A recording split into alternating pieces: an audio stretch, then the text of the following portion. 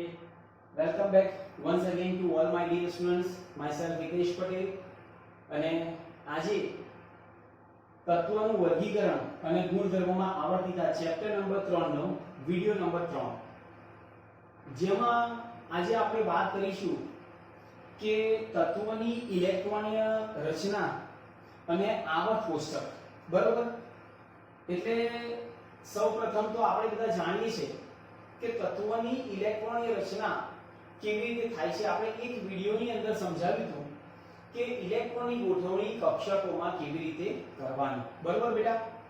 તો અહીંયા આપણે એનો યુઝ કરીશું અને કેવી રીતે ઇલેક્ટ્રોનની ગોઠવણી કક્ષકોમાં થાય છે આવર્ત અને સમૂહમાં. આના આગળના વિડિયોની અંદર આપણે જોયું કે આધુનિક આવર્ત નિયમ અને 100 કરતા વધુ પરમાણ્વીય ક્રમાંક ધરાવતા તત્વોના નામકરણ કેવી રીતે કરવામાં આવે. જેમ કે મેં તમને કહ્યું હતું કે કેવી રીતે એને યાદ રાખવા. તો 100 નંબરના તત્વ 101, 102, 103, 104. 101 નંબરનું નામ મેન્ડેલિવિયમ, પછી નોબેલિયમ, લોરેન્શિયમ, રુધરફોર્ડિયમ. બરોબર? પછી કેવી રીતે યાદ રાખવું તો એ પણ આપણને ખબર છે કે ડ્યુમિયમ, સિબોર્ગિયમ, બોરિયમ, હાસ્યમ, એમટી10 આરજી. બરોબર? આવી રીતે આપણે નામકરણ યાદ રાખતા. આજે આપણે વાત કરીશું કે આધુનિક તત્વોની ઇલેક્ટ્રોનની રચના કેવી રીતે આપણે કરીશું આવર્ત કોષ્ટકમાં, એ બધા વિશે આપણે અભ્યાસ કરવાનો છે. બરોબર? તો જોઈએ તત્વોની ઇલેક્ટ્રોનીય રચના અને આવર્ત કોષ્ટક.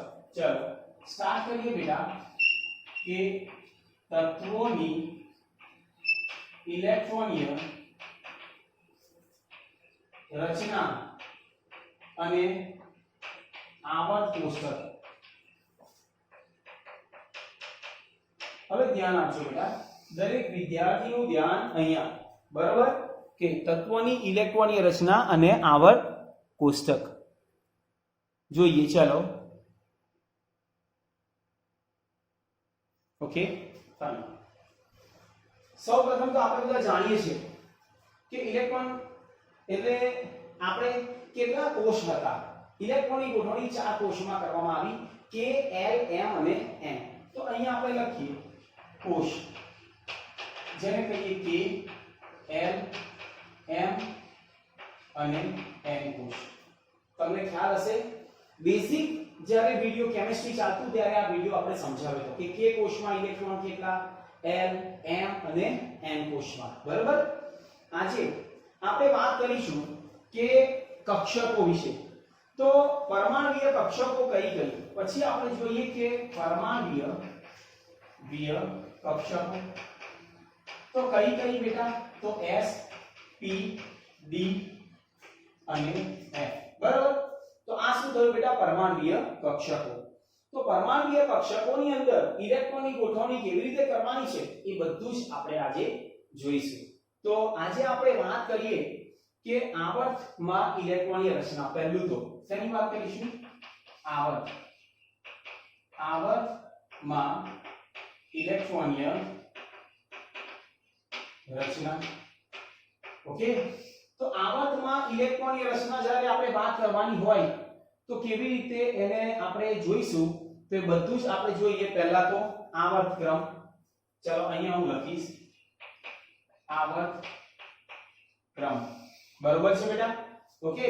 ત્યારબાદ આવર્તના તત્વો અને તેની બાહ્યતમ કક્ષાની ઇલેક્ટ્રોનીય રચના.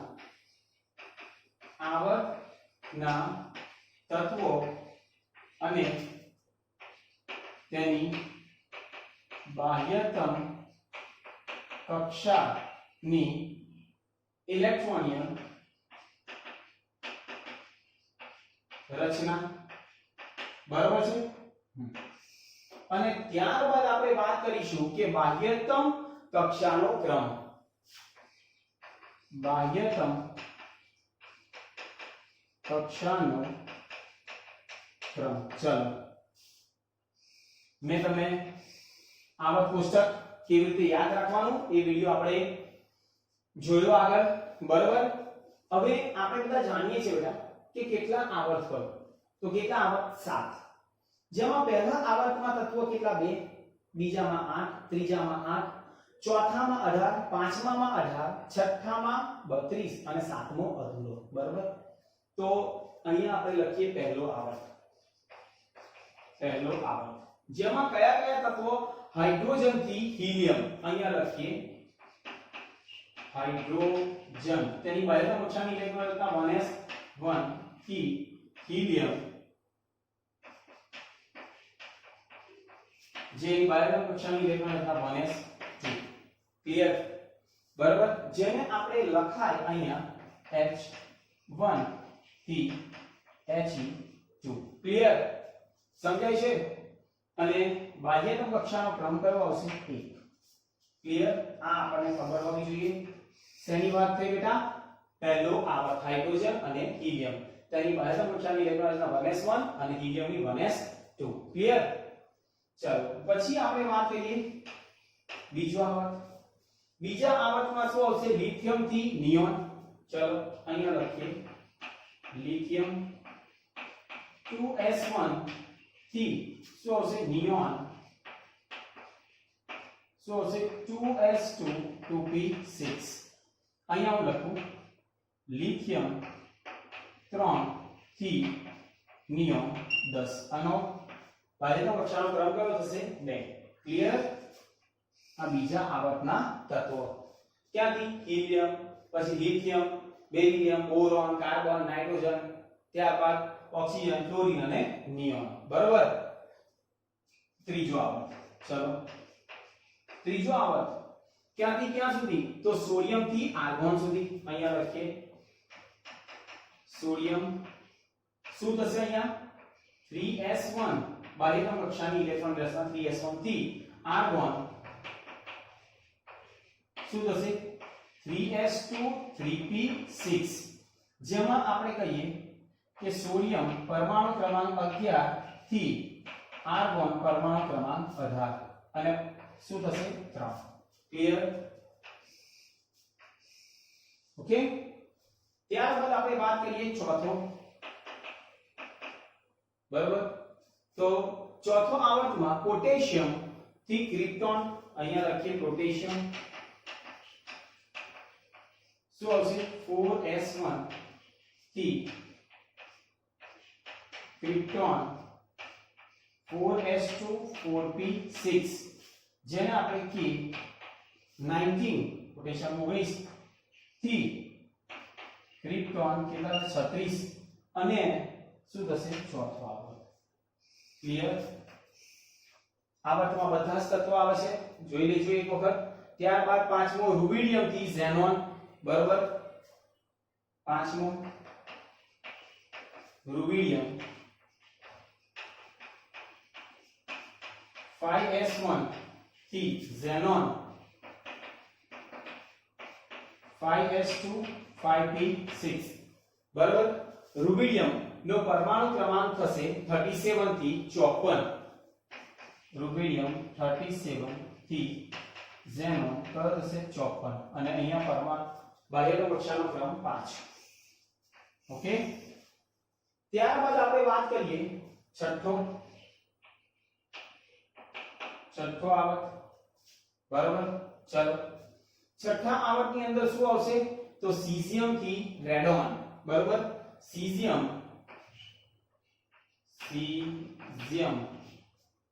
6s1 થી રેડોન 6s2 6p6. બરાબર. કે સીઝિયમ પરમાણુ ક્રમાંક 54 પછી 55 થી રેડોન Rn જેને આપણે લઈશું 55 થી કેટલા છઠ્ઠા આવર્તમાં? 2 8 8 18 18 ને 32 ઉમેરો એટલે 80 32 ઉમેરો એટલે 87. બરાબર. એટલે 87 આપણે આવશે. ખ્યાલ આવી ગયો? તો એ આપણને ખબર હોવી જોઈએ. પણ એક ઓછો એટલે અહીંયા આવશે 86 અને કેટલો આવર્ત? 6. અને હવે સાતમો આવર્ત. કયો આવર્ત બેટા? સાતમો આવર્ત. સાતમા આવર્તમાં શું આવશે? ફ્રાન્સિયમ 7s1 થી અધૂરો.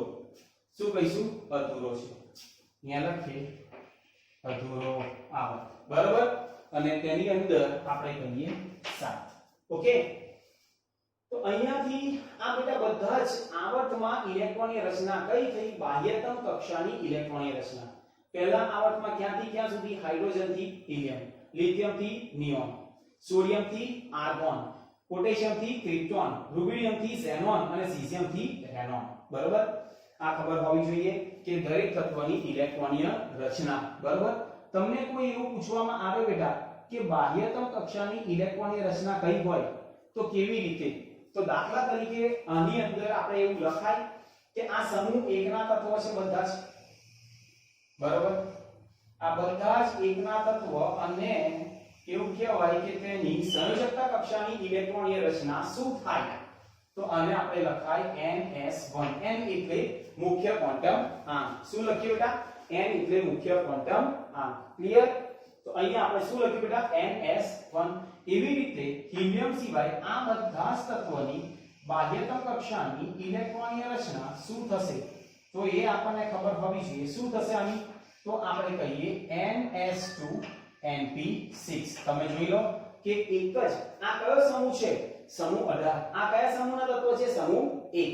બરાબર? તો અહીંયા બાહ્યતમ કક્ષાની ઇલેક્ટ્રોનની રચના NS2Np6, જ્યારે અહીંયા કઈ થશે? NS1. બરાબર?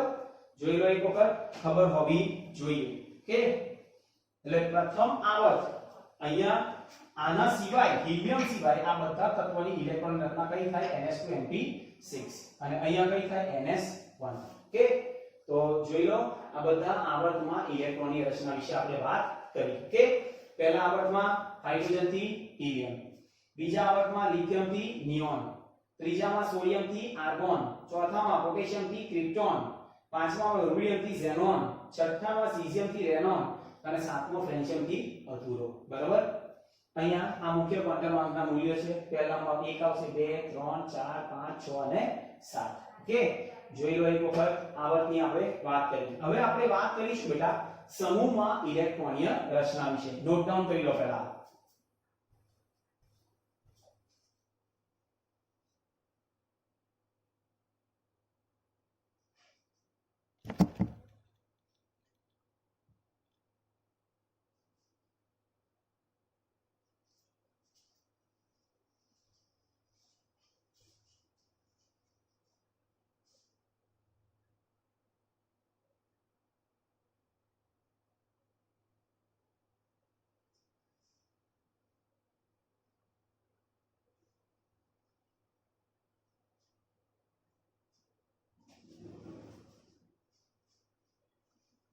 ચલો ઓકે, હવે આપણે વાત કરીએ સમૂહમાં ઇલેક્ટ્રોનીય રચના. કોઈ પણ એક સમૂહ આપણે લઈ લઈએ અને તેમાં આપણે ઇલેક્ટ્રોનીય રચના જોઈએ. કે તો ચલો ધ્યાન આપજો બેટા. નેક્સ્ટ પોઈન્ટ આપણો આવે કે સમૂહમાં ઇલેક્ટ્રોનીય રચના. આપણે બધા જાણીએ છીએ બેટા કેટલા સમૂહ? 18 સમૂહ. ઉપર સ્તંભ હતા તેને આપણે શું કહીએ? સમૂહ.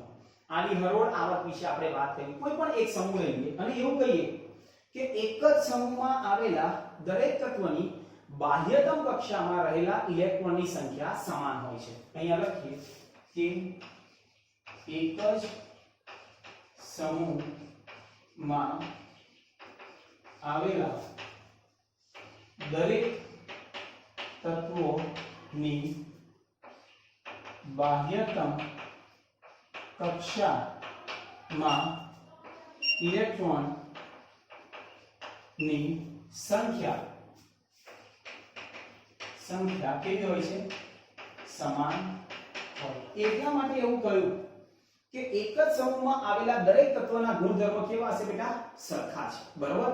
જેમ કે આપણે એક વાત કરીએ કે સમૂહ 1 ના તત્વોની ઇલેક્ટ્રોનની રચના. ચાલો લખીએ સમૂહ 1 ના તત્વોની ઇલેક્ટ્રોનીય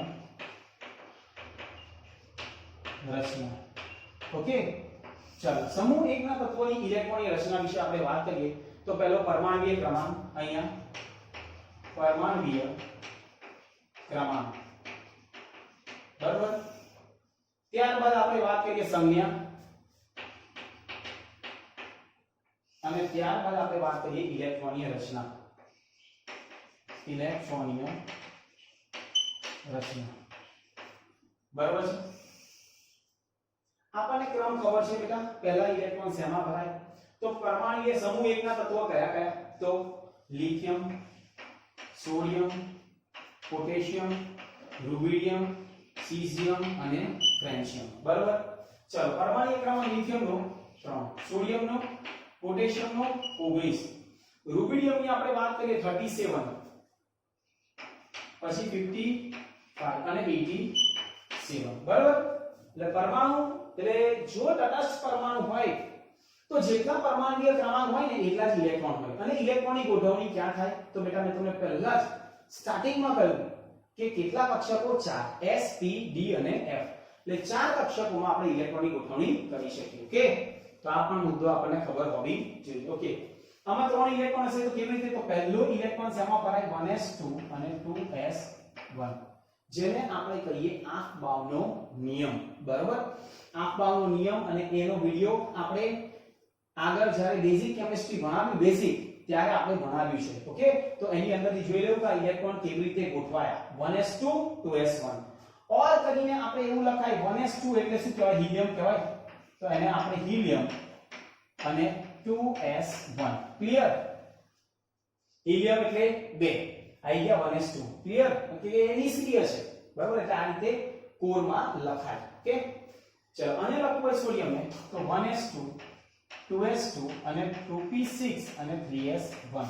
ગણી કાઢો. 6 7 8 9 10 અને 11.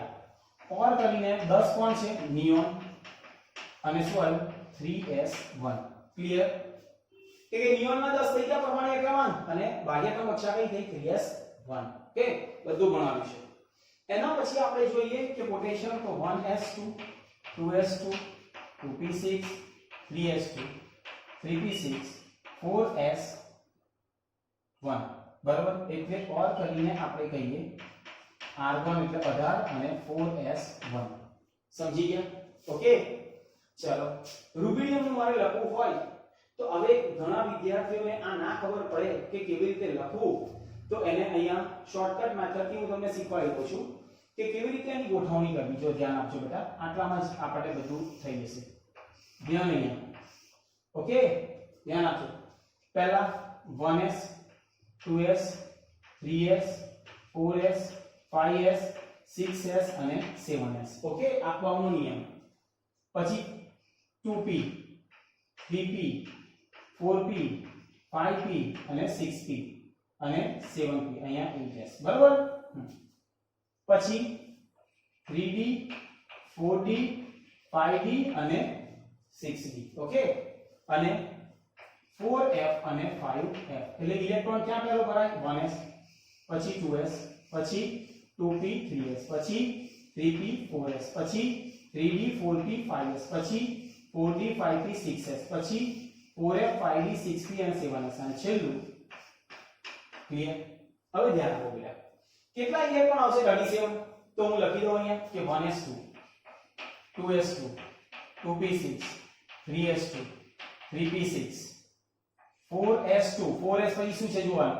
3d 3d10, પછી 4p6 અને પછી 5s1 5s1.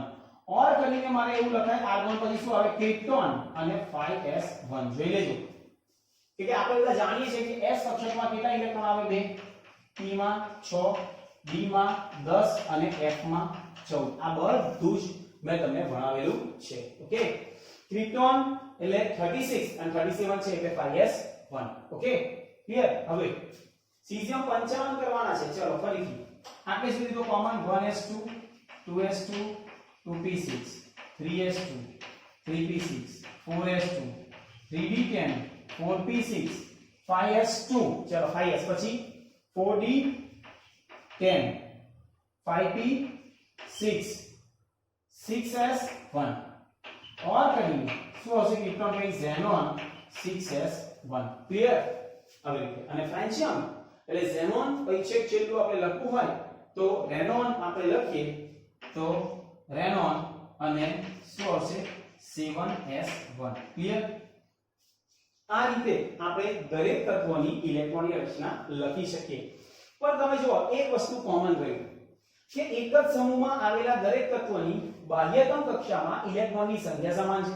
અહીંયા ઇલેક્ટ્રોન કેટલા છે બેટા બાહ્યતમ કક્ષામાં 1, અહીંયા પણ 1, આ 1 1 1 અને 1 એટલે આ એક જ સમૂહના તત્વો છે બધા સમૂહ 1 ના તત્વો જેને આપણે કહીએ s વિભાગના તત્વો બરાબર છે। Lithium sodium potassium rubidium caesium અને ફ્રેન્શિયમ ઓકે।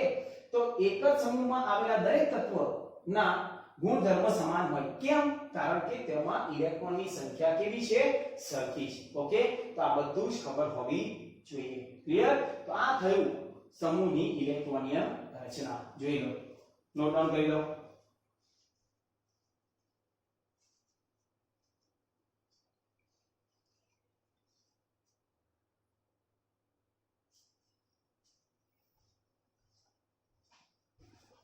ફરીથી બેટા આ ખાસ ધ્યાન આપજો 1s માં ભરાય પછી 2s પછી 2p 3s પછી 3p 4s પછી 3d 4p 5s પછી 4d 5p 6s 4f 5d 6p 7s અને 5p 6d 7p અને 8s આ રીતે ડ્રો કરી દેવાનું તો આ ઈઝી રહેશે તમારા માટે બરાબર। ઇલેક્ટ્રોનની ગોઠવણી કક્ષકોમાં કેવી રીતે થાય છે આ ફ્લોનો નિયમ જે આપણે આગળના વિડિયોની અંદર સમજાવેલું છે ઓકે જોઈ લો।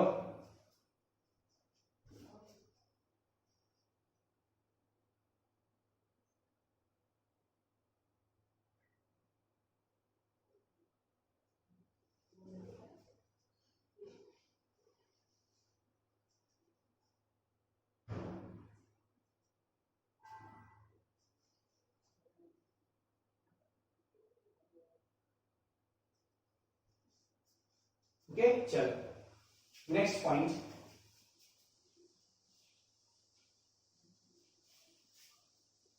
હવે આપણે વાત કરીશું બેટા આના પછી કે ઇલેક્ટ્રોનીય રચના અને તત્વના પ્રકારો।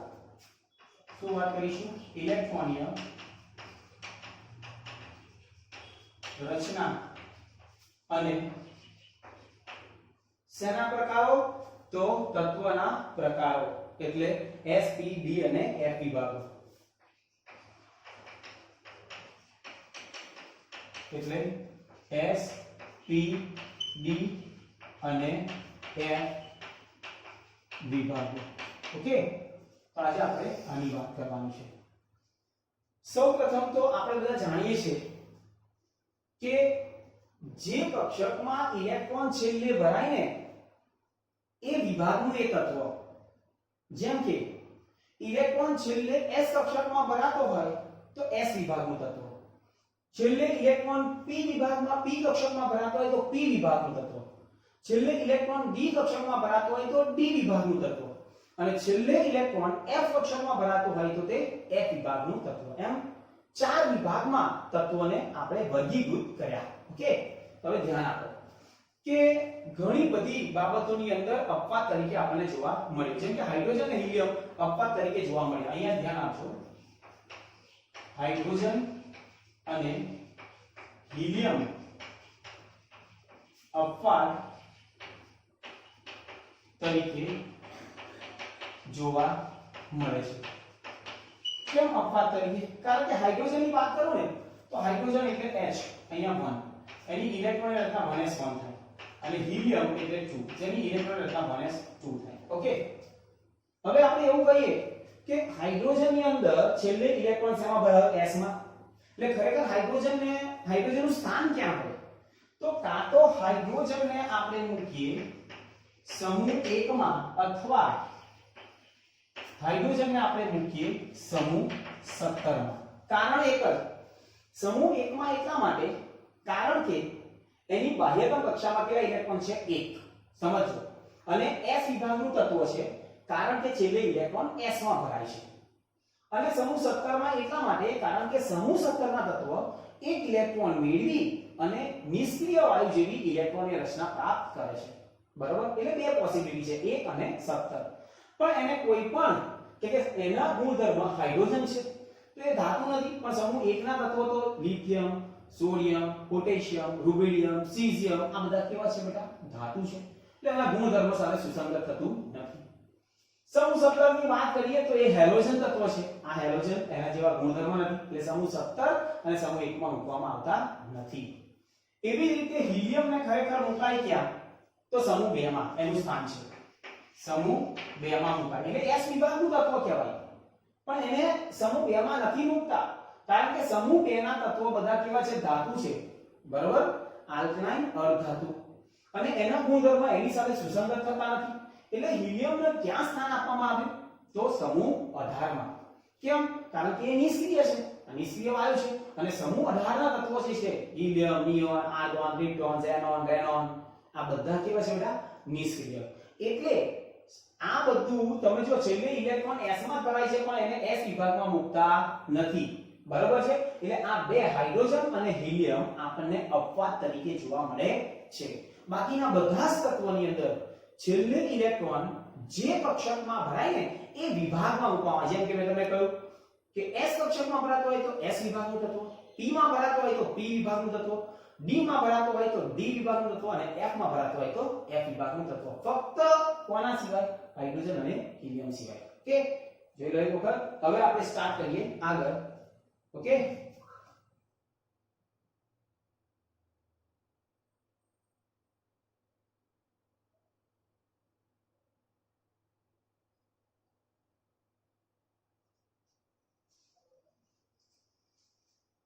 ક્લિયર થઈ ગયું ચલો હવે સ્ટાર્ટ કરીશું આપણે S P D અને F વિભાગ બરોબર તો પહેલું સૌપ્રથમ આપણે જોઈએ ધ્યાન આપજો S વિભાગના તત્વો નોટ ડાઉન કરવાનું છે દરેક વિદ્યાર્થીએ પહેલું S વિભાગ એટલે સમૂહ 1 એટલે આલ્કલી અને સમૂહ 2 આલ્કલાઇન અર્ધધાતુ સમૂહ 1 જેને આપણે કહીએ આલ્કલી ધાતુ બરોબર અને સમૂહ 2 જેને આપણે કહીએ આલ્કલાઇન અર્ધધાતુ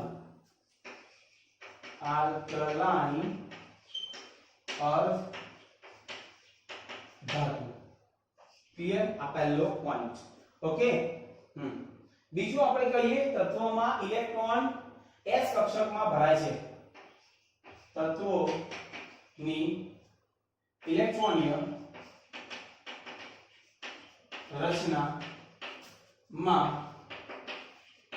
છેલ્લે ઇલેક્ટ્રોન s કક્ષકમાં ભરાય બરોબર માટે એવા તત્વોને આપણે કેવા તત્વો કહીએ s વિભાગના તત્વો ચલો સંયોજકતા કક્ષાની ઇલેક્ટ્રોનીય એટલે એવું કહીએ બાહ્યતમ કક્ષામાં ઇલેક્ટ્રોનીય રચના જો સમૂહ 1 હોય તો તેની ns1 અને સમૂહ 2 હોય તો તેને ns2 ક્લિયર n એટલે મુખ્ય ક્વોન્ટમ આંક અહીંયા લખીએ n બરાબર મુખ્ય ક્વોન્ટમ આંક ખ્યાલ આવી ગયો સમજાય છે અને છેલ્લો પોઈન્ટ આપણે એવું પણ કહીએ કે s વિભાગના તત્વ નીચે આયનીકરણ એન્થાલ્પી અને શું કહ્યું પ્રતિક્રિયાત્મકતા ધાતુ છે એટલે s વિભાગના તત્વો નીચી આયનીકરણ એન્થાલ્પી અને વધુ પ્રતિક્રિયાત્મક ધાતુ છે વધુ પ્રતિક્રિયાત્મક ધાતુ છે શું છે ધાતુ છે ક્લિયર હવે પ્રશ્ન એવો થાય બેટા બાકીનું બધું જ આપણે બધા સમજ્યા પણ નીચી આયનીકરણ એન્થાલ્પી અને વધુ પ્રતિક્રિયાત્મક ધાતુ એટલે શું આયનીકરણ એન્થાલ્પી એટલે ઇલેક્ટ્રોનને દૂર કરવા માટે આપવી પડતી ઊર્જા ધ્યાન આપજો હવે હું તમને વાત કરું કે કોના કરતા તો દાખલા તરીકે એક આવર્તના તત્વો લખું છું ધ્યાન આપજો કે lithium beryllium boron, carbon, nitrogen, oxygen અને ફ્લોરિન એક જ આવર્તના તત્વો થઈ ગયા. પણ આ જે છે એ કયો તત્વ છે? સમૂહ 1 નો તત્વ. બરાબર? આની અંદર 3 4 5 6 7 8 અને 9. બરાબર છે? તો 3 એટલે શું થાય? આ 1. આની ઇલેક્ટ્રોન રચના લખો 1s2 2s1 1s2 2s2 1s2 2s2 2p1 1s2 2s2 2p2 1s2 2s2 2p3 1s2 2s2 2p4. Okay. એટલે હવે તમે જો n બરાબર 1 અને 2 છે તો અહીંયા આ 1 અને આ 2 થયા. હવે અહીંયા શું થશે? n બરાબર 1 અને 2 n બરાબર 1 અને 2 n બરાબર 1 અને 2 n બરાબર 1 અને 2 n બરાબર 1 અને 2. આમાં શું જોવા મળે કે જેમ જેમ તમે ડાબી બાજુથી જમણી બાજુ ગયા તેમ તેમ કદ ઘટ્યું. કારણ શું ખબર છે? કે n બરાબર 2 છે પણ અસરકારક કેન્દ્રીય ધન વીજભાર વધે છે એટલે આકર્ષણ વધ્યું. કોનું? તો બાહ્યતમ કક્ષામાં રહેલા ઇલેક્ટ્રોનનું કેન્દ્ર જોડે આકર્ષણ વધે છે એટલે તમે જોયું સંકોચ આવ્યા. તો અહીંયાથી ઇલેક્ટ્રોનને દૂર કરવા હોય તો તમારે વધારે ઊર્જાની જરૂર પડે. આ સમજ્યા અમારે? એટલે આકર્ષણ બહુ નાનું છે એટલે આકર્ષણ કેવું હશે? વધારે. એટલે કહ્યું કે આયનીકરણ એન્થાલ્પી કેવી હોય બેટા? નીચી. કોની? સમૂહ 1 ના તત્વોની. કે આનું કદ કેવું છે? મોટું. જે પણ તત્વનું કદ મોટું હોય ને તેમાંથી ઇલેક્ટ્રોનને દૂર કરવો હોય તો ઓછી ઊર્જાની જરૂર પડે બેટા. બરાબર? એટલે આ નોટ ડાઉન કરી લો. ચલો S વિભાગના તત્વોનું. ક્લિયર?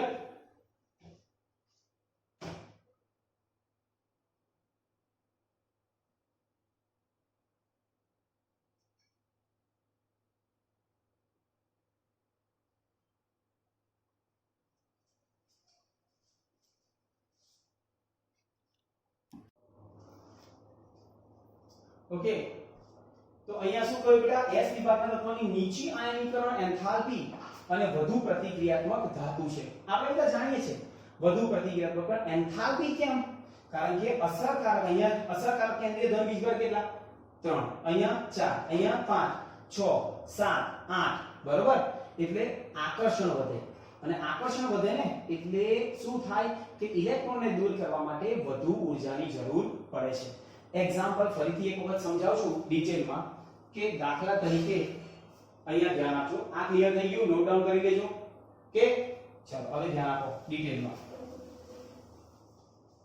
કે નીચી આયનીકરણ એન્થાલ્પી કઈ?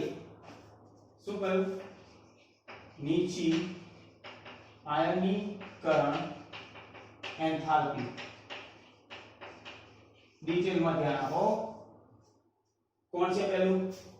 લિથિયમ, પછી બેરિલિયમ, બોરોન, કાર્બન અને નાઇટ્રોજન. ફરીથી એક વખત ઇલેક્ટ્રોનની રચના 1s2 2s1 1s2 2s2 1s2 2s2 2p1. એટલે અહીંયા 3 4 5 6 અને 7 1s2 2s2 2p2 અને 1s2 2s2 2p3.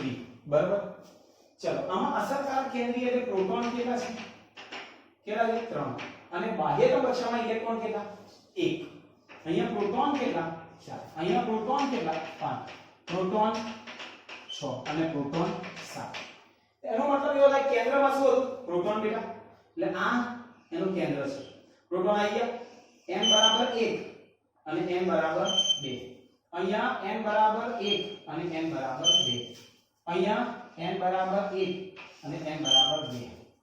n બરાબર 1 n બરાબર 2 અને છેલ્લું n બરાબર 1 n બરાબર 2. હવે જો સમજો કે આમાં કેન્દ્રમાં પ્રોટોન હતા 3. અહીંયા કેન્દ્રમાં પ્રોટોન થયા 4. અહીંયા 5. અહીંયા 6. અહીંયા 7. બરાબર? એટલે અસરકારક કેન્દ્રીય ધન વીજભાર વધ્યો.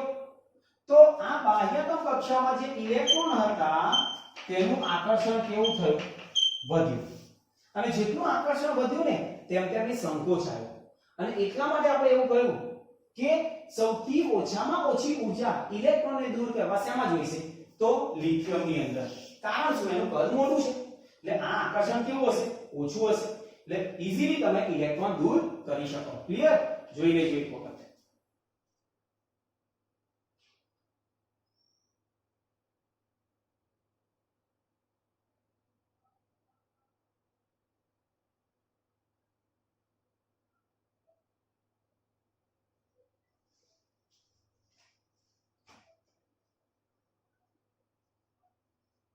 ચલો ઓકે, હવે આપણે વાત કરીએ પી વિભાગના તત્વો વિશે. પી વિભાગના તત્વો નોટ ડાઉન કરવાનું છે બેટા. પી વિભાગના તત્વો એટલે છેલ્લે ઇલેક્ટ્રોન જે તત્વમાં છેલ્લે ઇલેક્ટ્રોન પી કક્ષકમાં ભરાય, જે તત્વોમાં છેલ્લે ઇલેક્ટ્રોન પી કક્ષકમાં ભરાય તેને પી વિભાગના તત્વો કહે છે. શું કહીએ? પી વિભાગના તત્વો. જેમ કે સમૂહ 13 થી લઈ સમૂહ 18 ના તત્વોને આપણે શું કહીએ? પી વિભાગના તત્વો. બરોબર. બીજું આપણે એવું કહીએ કે આની બાહ્યતમ કક્ષાની ઇલેક્ટ્રોનની રચના, બાહ્યતમ કક્ષાની ઇલેક્ટ્રોનીય રચના શું થશે કે ns2np1 થી ns2np6 સુધી. એટલે આને સમૂહ 13 ની કઈ થવાની? સમૂહ 13 નું કોઈ પણ એક તત્વ બોલો. ચલો એલ્યુમિનિયમ. એલ્યુમિનિયમ છે એની બોલો 1s2 13 છે, 2s2 2p6 3s2 અને 3p1 એટલે શું થયું? આ ns2np1. ક્લિયર? થી ક્યાં 18 માં સમૂહનો તત્વ કોઈ પણ એક. તો ચલો 18 મો સમૂહ એલ્યુમિનિયમ થી R1 આપણે લઈએ 13. ચલો આને લખીએ. Sir 18 1s2 2s2 2p6 3s2 અને 3p6 બોલો શું થયું? ns2np6 સુધી થઈ ગયું. અહીંયાથી લઈને અહીંયા સુધી ક્લિયર થઈ ગયું. અને આને શોર્ટ ફોર્મમાં લખવું હોય તો આપણે આવું પણ લખી શકીએ ns2np1 to 6 એટલે 1 6 નહીં પણ 1 થી 6. ક્લિયર? જોઈ લો. હવે બીજું આપણે એવું કહીએ છીએ કે આની અંદર શું આવેલું હોય છે? તો એવું કહીએ કે ધાતુ પણ છે, અધાતુ પણ છે અને અર્ધધાતુઓ પણ છે. ધાતુ, અધાતુ અને અર્ધધાતુ. જેમ કે સમૂહ 18 ને આપણે કહીએ છીએ નિષ્ક્રિય સમૂહ અથવા તો ઊંડા સમૂહ. બરાબર છે. સમૂહ 17 ને આપણે કહીએ છીએ હેલોજન. સમૂહ 16 ને આપણે કહીએ છીએ ચાલ્કોજન. બરાબર. તો આવી રીતે સમૂહના નામ આપવામાં પણ આવે છે. કે તો એક વખત આપણે વેરીફાઈ કરી લો. સમૂહ 16 17 ચાલ્કોજન અને S અને P વિભાગના તત્વોને પ્રતિનિધિ તત્વો તરીકે ઓળખવામાં આવે છે. અહીંયા કહીએ S અને P વિભાગના તત્વોને પ્રતિનિધિ તત્વો તરીકે ઓળખવામાં આવે છે. તમને કોઈ એવો પ્રશ્ન પૂછે બેટા કે પ્રતિનિધિ તત્વો કયા? તો S અને P વિભાગના તત્વો. ઓકે ચલો.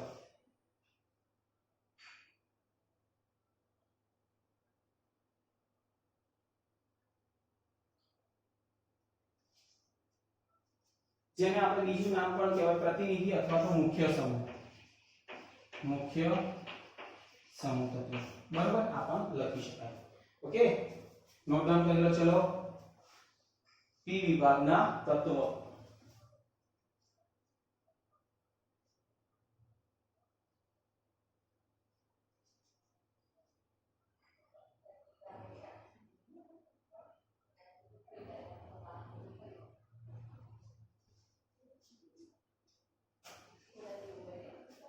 ક્લિયર?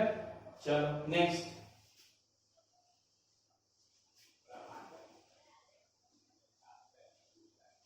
હવે આપણે વાત કરીશું બેટા ડી વિભાગના તત્વોની.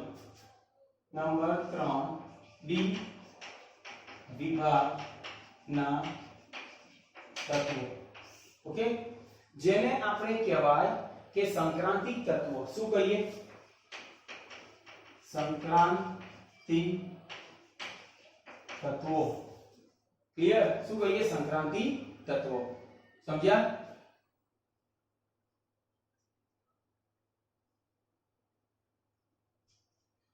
જે તત્વમાં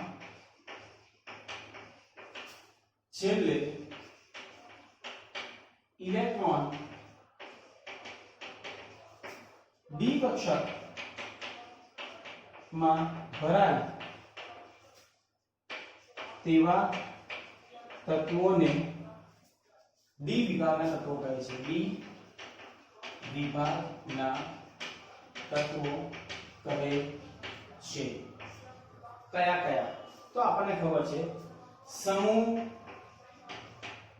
3 થી સમૂહ 12 ના જે પણ તત્વો છે ને તેને આપણે શું કહીએ? છેલ્લે ઇલેક્ટ્રોન ડી કક્ષકમાં ભરાય છે માટે તેને ડી વિભાગના તત્વો કહીએ છીએ. બાહ્યતમ કક્ષાની ઇલેક્ટ્રોનીય રચના લખી દો. બાહ્યતમ કક્ષામાં ઇલેક્ટ્રોનીય રચના. બરાબર? શું આવશે બેટા? n-1 d 1 થી 10, n-1 d 1 થી 10, ns 1 થી 2. ક્લિયર? સમજી ગયા? ખ્યાલ આવી ગયો? અને આ તત્વો સંક્રાંતિક ધાતુઓ છે એવું લખીએ. આ તત્વો સંક્રાંતિક ધાતુ છે. કેવા ધાતુઓ છે? તમને એવું થાય કે સાહેબ આ ઇલેક્ટ્રોનની રચના કેવી રીતે? n-1 કેમ? સમજો. કોઈ પણ સમૂહ 3 નું એક તત્વ લઈ લો, જેમ કે સ્કેન્ડિયમ Sc. એનો પરમાણુ ક્રમાંક 21 છે બેટા. ચલો, એની ઇલેક્ટ્રોનની રચના શું થશે? 1s2 2s2 2p6 3s2 3p6 4s2 અને 3d1. આ બાહ્યતમ કક્ષા થઈ ગઈ. સમજો બેટા, આ બાહ્યતમ કક્ષા. બરાબર? તો ચલો, d વાળું શું? ns છે કે ns 2 છે અને આ શું થયા? n-1 d શું થયું? 1. ક્લિયર થઈ ગયો? થી હું છેલ્લો તત્વ આપણે ST વડોદરા કોર્પોરેશન માં આપે O ની કુંજ ઝિંક. ચલો, ઝિંક લો. કયો છે? 30. તો ઇલેક્ટ્રોનની રચના શું થશે? 1s2 2s2 2p6 3s2 3p6 4s2 અને 3d10. બરાબર? તો આની શું થાય? n-1 બરાબર d 10 અને ns2. જોઈ 1 થી 10 સુધી બધા થઈ ગયા. અને વચ્ચે કે આ 1 2 કેમ લખ્યા? કારણ કે ક્રોમિયમ છે ને એનો પરમાણુ ક્રમાંક 24, પણ તેની ઇલેક્ટ્રોનની રચના આપણે લખાય ને તો આવું લખીએ છીએ 1s2 2s2 2p6 3s2 3p6 4s2 અને 3d3 સોરી 3d4. બરાબર? આવું લખાય. પણ ખરેખર ડી કક્ષકમાં આ ઇલેક્ટ્રોન એક ઇલેક્ટ્રોન અહીંયા છે એટલે અહીં શું લખાશે? આની જગ્યાએ 4s1 અને 3d5. બરાબર? એટલે 1 થી 2 લખ્યા. સમજ્યા? ક્લિયર? કે આ અર્ધપૂર્ણ ભરાઈ જાય. ડી કક્ષક એટલે 5 પેટા કક્ષકો હોય, એ અડધી ભરાઈ જાય એટલે અહીંયા આપણે 5 લખ્યા. તો એક ઇલેક્ટ્રોન ક્યાં જતો રહે? અહીંયા. ક્લિયર? એટલે એની સ્થાયી ઇલેક્ટ્રોન રચના આ થાય 4s1 અને 3d5. તેવી જ રીતે કોપરમાં પણ એવું 29 છે. તો જો 1s2 2s2 2p6 3s2 3p6 4s2 અને 3d9 છે. તો સંપૂર્ણ ભરાઈ જશે એટલે એક ઇલેક્ટ્રોન અહીંયા જતો રહેશે એટલે 4s1 અને 3d10. આ એની સ્થાયી ઇલેક્ટ્રોનીય રચના. કોની? કોપરની. જોઈ લેજો આ બધું અને નોટ ડાઉન કરી લો. ઇમ્પોર્ટન્ટ છે. રાઈટ?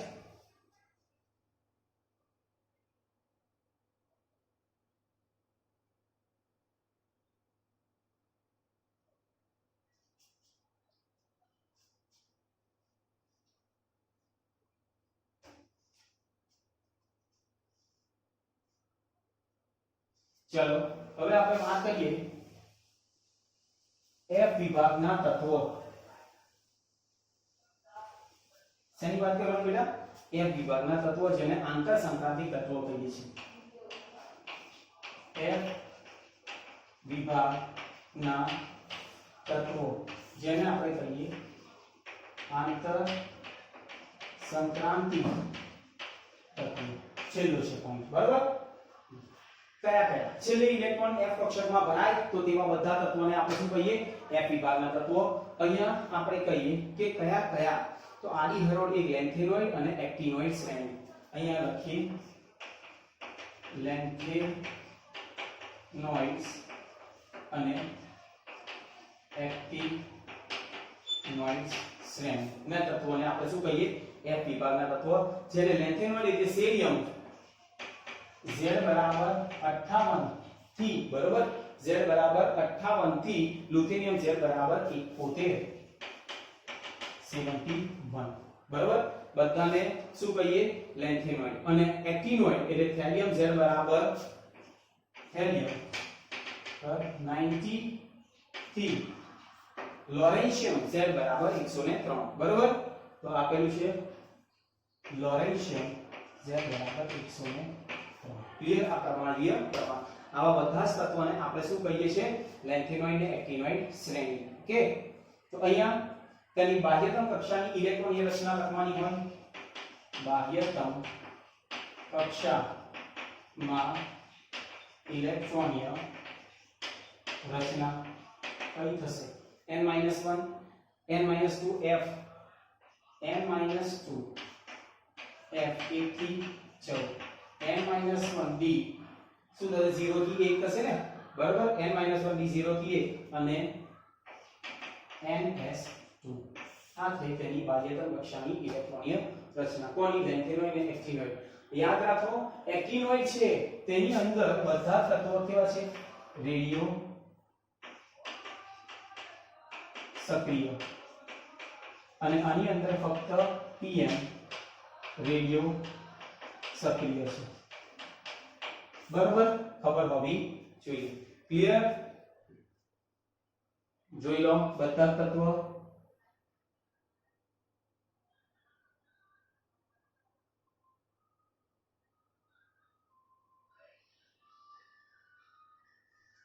અને આમાં જેટલા પણ તત્વો છે બધા તત્વો ધાતુ તત્વો છે. ધાતુ તત્વો, બરાબર. ક્લિયર? લેન્થેનોઇડ, એક્ટિનોઇડ. બાહ્યતમ કક્ષાની ઇલેક્ટ્રોન રચના કોઈ પણ એક તત્વ લઈ લેવાનો, 58 લો, બરાબર. એટલે તમને ખ્યાલ આવી જશે કે આ કેવી રીતે આવ્યું. અને લ્યુથેનિયમ લઈ લો. ક્લિયર? સમજી ગયા? જો એક્ઝામ્પલ લઈ લો, સમજાઈ લો. સીરિયમ છે એક લઈએ. શું છે? 58. એની ઇલેક્ટ્રોનીય રચના કેવી રીતે યાદ રખાય? તો 1s 2s 3s 4s 5s 6s 7s અને 8s, બરાબર. 2p 3p 4p 5p 6p 7p 3d 4d 5d 6d 4f અને 5f. પહેલો ભરાય 2 3 4 5 6 7 અને છેલ્લે. ક્લિયર? ઓકે. ચલો 58 કરવાના છે. પહેલો સમો પડશે 1s2 2s2 2p6 3s2 3p6 4s2 3d10 4p6. ચલો 4p પછી 5s2 4d10 5p6 6s2. જો 10 20 30 40 50 56 અને 2 રહ્યા એટલે 4f2. ક્લિયર? હવે ધ્યાન આપો. આ બાહ્યતમ કક્ષા થઈ ગઈ. ગણ્યો 56 58 થશે, બરાબર. ગણો 10 20 30 40 50 56 અને 2 58. ઓકે. આ બાહ્યતમ કક્ષા થઈ એટલે તમે જુઓ n કઈ આ છે તો તમે જુઓ ns2 એટલે 6s2 થઈ ગયા ns2. પછી n-1 એટલે n-1 એટલે કે 6 હતા એટલે 5 આયા એટલે n-1 d 0 થી 1 થયો. અને એ 4 આયા એટલે n-2 f. કયા 1 થી 14 થઈ ગયા. f આગળ કયા આવશે? 4. ક્લિયર? એટલે n-2 n કયા? 6, બરાબર. s વાળા n. ઓકે. તો આવી રીતે આપણે s p d અને f વિભાગમાં તત્વોને વહેંચ્યા. ફરીથી એક વખત s એટલે સમૂહ 1 સમૂહ 2, P એટલે સમૂહ 13 થી લઈને 18, D એટલે સમૂહ 3 થી લઈને 12 અને F એટલે લેન્થેનોઇડ અને એક્ટિનોઇડ શ્રેણી. બરોબર. છેલ્લે ઇલેક્ટ્રોન જે કક્ષકમાં ભરાય ને એ વિભાગનું એક તત્વ. અપવાદ તરીકે બે લીધા, કયા કયા? હાઇડ્રોજન અને હિલિયમ. ક્લિયર? એના સિવાય બાકીના બધા જ આ રીતે આપણે ઇલેક્ટ્રોન તત્વોની ગોઠવણી કરવામાં આવતી હોય છે. બરોબર, વિભાગમાં.